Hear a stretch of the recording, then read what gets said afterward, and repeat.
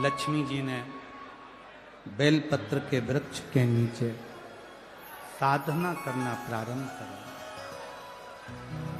जैसे ही मां लक्ष्मी ने बेलपत्र के वृक्ष के नीचे साधना करना प्रारंभ करा तो देवाधिदेव महादेव कुछ ही समय में प्रदोष काल के समय पर लक्ष्मी जी के सामने शंकर भगवान प्रकट हुए। शिव जी ने पूछा, लक्ष्मी तुम्हें क्या चाहिए? लक्ष्मी जी कहती हैं, मेरी यह अश्व की योनि, मुझे अश्वी बनना पड़ा, घोड़ी बनना पड़ा। इस अश्व की योनि से मैं मुक्त हूं, पर प्रभु इस अश्व की योनि से मुक्त तो हूं, पर मेरे प्रभु ने मुझे घोड़ी बनाया है, अश्व बनाया है। मैं चाहती हूं मेरे नारायण मुझे इसी घोड़ी की योनि में, अश्वी की योनि में प्राप्त करें। इस घोड़ी की योनि में, इस अश्वी की योनि में मेरे स्वामी, मेरे नारायण मुझे प्राप्त। ठीक है, भगवान भोलेनाथ जी ने कहा, आप चिंता ना करें, जिस प्रदोष काल में आप बेलपत्री के वृक्ष के नीचे आती हो,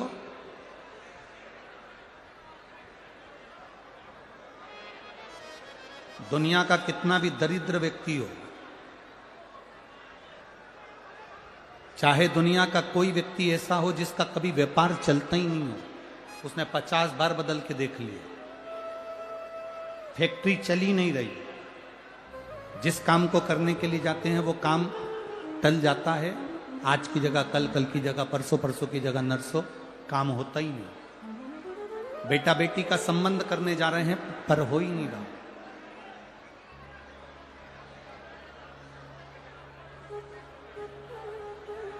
कितना भी दरिद्र से दरिद्र व्यक्ति है, कितना भी दीन से दीन व्यक्ति है,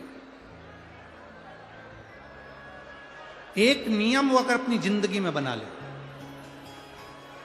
प्रदोष काल में, प्रदोष के समय पर बेलपत्री के वृक्ष के नीचे एक बार जाकर नमन करना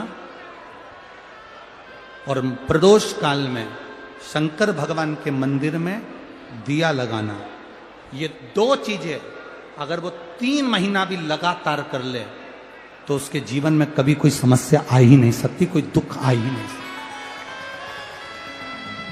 एक नियम बना, जैसे जिस नारी को, जिस पुरुष को, जिस बच्चे को, जिस बड़े को चर्म रोग हो जाता है, चमड़ी सफेद पड़ने लगती है, जब चमड़ी सफेद पड़ने लगती है, चर्म रोग जैसा जब हो जाता है या चर्म रोग उसको घेरने लगता है, चमड़ी जब सफेद पड़ने लगे या चमड़ी काली पड़ने लगे, या चर्म रोग सोराइसिस जैसी बीमारी तक के लिए है हमारे।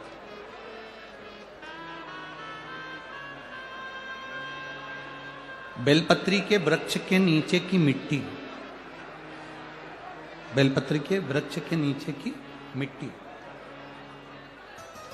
उसको जिस पात्र के अंदर शिवलिंग बनाने के लिए हम गलाएं,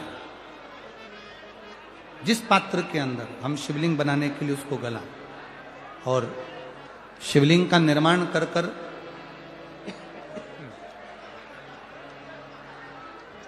हम बेलपत्री के वृक्ष के नीचे उसका पूजन करें, उसका विसर्जन करें।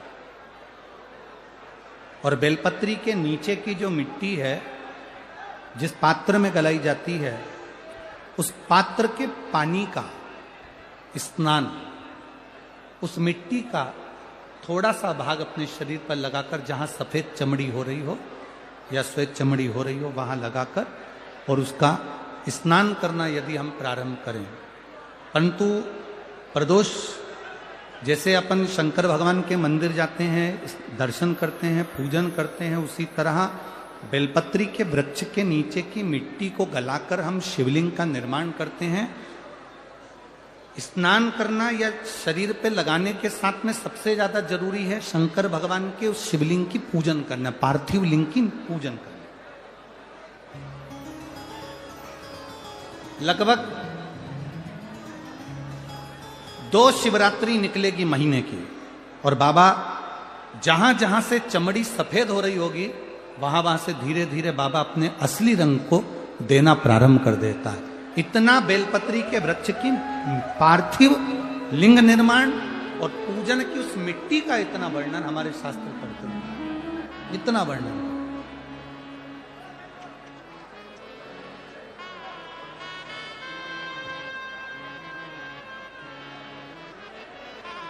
शिव कथा कह रहे,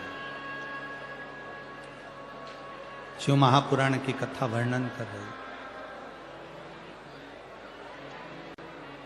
स्वयं भगवान देवादिदेव महादेव ने नारायण से जाकर प्रार्थना करी। स्वयं भगवान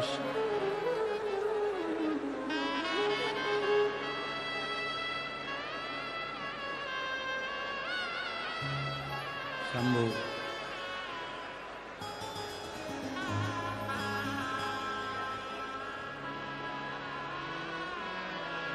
स्वयं भगवान शंकर ने नारायण से जाकर प्रार्थना करी कि माता लक्ष्मी आपके लिए तप साधना कर रही हैं, आप उनको जाकर दर्शन दीजिए। भगवान नारायण शिव जी के कहने पर जाने लगे। भगवान शंकर के कहने पर भगवान नारायण जाने लगे, पर भगवान शिव जी ने भगवान नारायण को रोका, और भगवान शिव जी ने नारायण को रोककर कहा, प्रभु रुको, मेरा निवेदन केवल इतना सा है, जैसे माता लक्ष्मी घोड़ी बनकर, अश्वी बनकर पृथ्वी पर गई हैं, आप अश्व बनकर पृथ्वी पर जाकर लक्ष्मी को लेकर आए। भगवान स्वयं नारायण अश्व बनकर पृथ्वी पर जाते हैं और लक्ष्मी जी को लेकर आते हैं। शिव महापुराण की कथा कहती है, भगवान शंकर का संवाद कहता है, स्वयं नारायण और स्वयं माता लक्ष्मी बेलपत्री के वृक्ष के नीचे विराजमान शिवलिंग का पूजन करते हैं और बेलपत्र की परिक्रमा करते हैं। जैसे ही उन्होंने बेलपत्र की परिक्रमा करी, शंकर भगवान वहां सम्मुख में जब आते हैं तो नारायण और लक्ष्मी जी भी अश्व की योनि से छूट जाती हैं, और नारायण भी अश्व योनि को त्याग कर नारायण लक्ष्मी बनकर बैकुंठ का निवास करने लगते हैं। स्वयं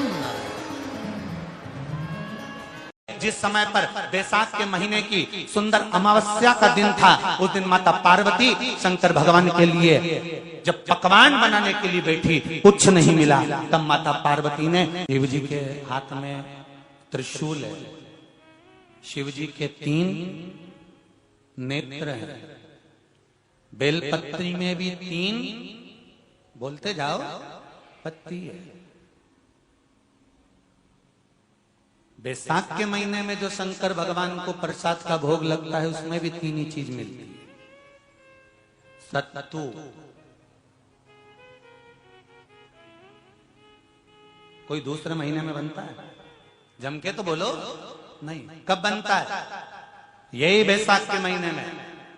चने की दाल, गेहूं और जौ, इन तीनों को गलाकर सेक कर जो सत्तू तैयार होता है, इसी बैसाख के महीने में परशुराम जयंती के दिन या अमावस्या के दिन या पूर्णिमा के दिन शंकर भगवान को समर्पित होता है और भगवान विष्णु को समर्पित होता है।